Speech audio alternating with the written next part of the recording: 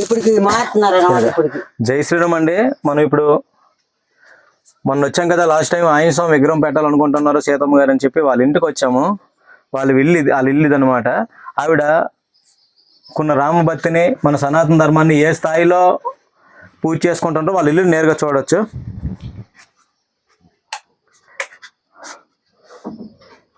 అలాగే ఈవిడ తన సొంత డబ్బులతో హనుమంతుడు విగ్రహం పెట్టాలి అని చెప్పి దిమ్మ, ఈ లోపల కనీసం వెహికల్ రాని ప్రదేశానికి ఎటువంటి దిమ్మ కట్టిందో చూద్దరు. రండి అమ్మా, మీరు రండి.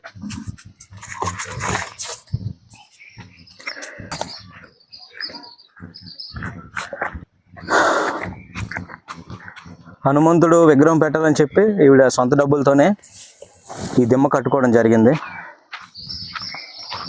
ఇక్కడ మనం వచ్చి హనుమాన్ జయంతికి ఆంజనేయ స్వామి విగ్రహం పెట్టబోతున్నాం. అలాగే ఈ ఏజెన్సీ గ్రామాల్లో దేవాలయాలు లేవు, పూర్తిగా లేవు.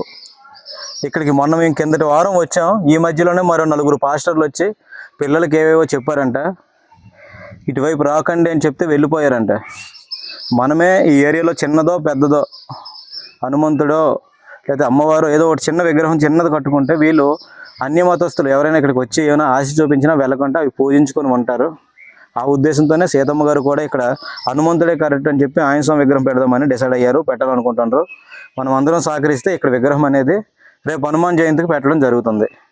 అలాగే ఎవరైనా నేరుగా చూడాలనుకున్నా కాంటాక్ట్ నెంబర్కి కాల్ చేయొచ్చు.